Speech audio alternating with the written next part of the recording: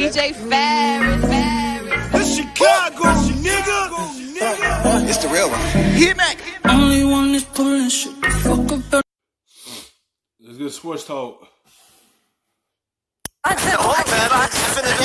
the end of yesterday's show, Brian and Windhorst and I had a difference of opinion on how Giannis Antetokounmpo should approach the Supermax this summer. Brian thinks that he should sign it, but have sort of a backroom deal with the Bucks that he is allowed to request a trade later if he is unhappy.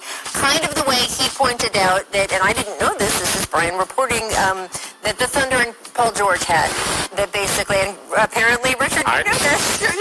Okay. I didn't know this yesterday. That's what They need to go ahead and try to put some more pieces around him. Because if y'all gonna continue playing like this, having him push the ball up the floor and get to the playoffs, people gonna create a wall. He needs someone to help him break that wall down, and so he can be able to dominate. And also to him to continue working on his outside game also. So you don't have to go through that every playoffs, them forming a wall on you.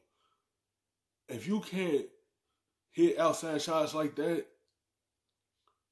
a little bit, like he can, but not that much, they gonna continue doing it until they figure out to put some more pieces around so he can be able to take Milwaukee to a finals.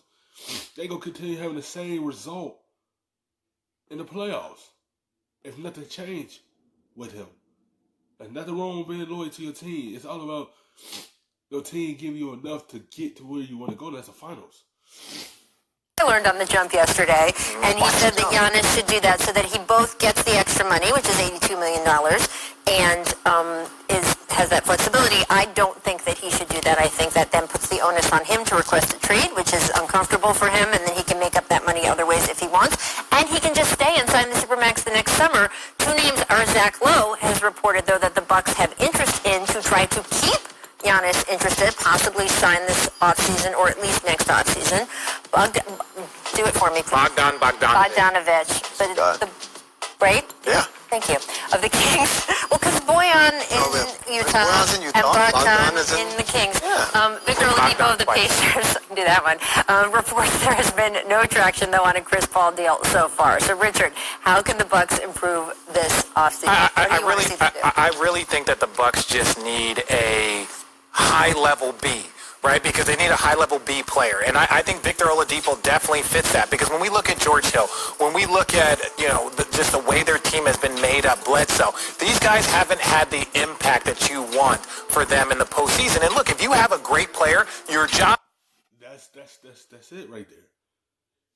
He need the help when it's come playoff time. I just said that. That's why you can't be successful when it's come playoff time. Because half of these players either sit and watch you do an ISO and just don't do anything to help you. And that's why y'all keep getting bounced out of the playoffs, because players disappear. He needs someone that's at least near his level, at least get him an opportunity to go deep in the playoffs. You can't have players shining away from you and watching you. That's not going to help you be successful come playoff time. He needs somebody to go to war with him when it's that time, playoff. Is to fill the deficiencies around him, and they just haven't done a great job of that the last couple seasons. Do you think this team isn't talented enough to win a championship?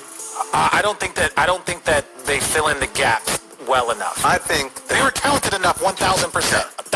So to me, I question why Chris Middleton could look so meek, and then Giannis goes out, and all of a sudden, there's a different Chris Middleton here. There's a 1-2 game situation. Even so, he's played historically well when Giannis sits out. There's something about, and he need that Chris Middleton to show up when he's on the floor, not when he's off the floor.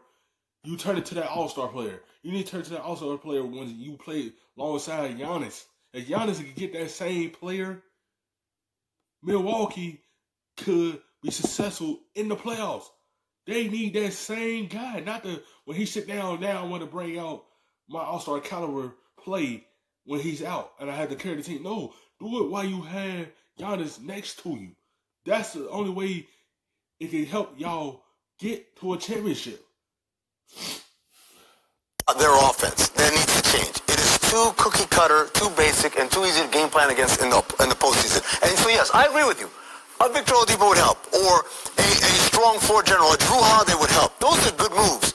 But there also needs to be a conversation of, but how are we going to make this offense more varied and more complex and more egalitarian so it's not Giannis has the ball and we all wait, because that's not good enough. I have to think that conversation has happened.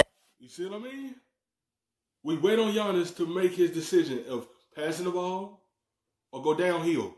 And now have the players sitting there watching Giannis do everything. And that's why people could game plan and put a wall around Giannis. They don't trust really too many guys outside of Giannis. And that's why it's easy to game plan for them.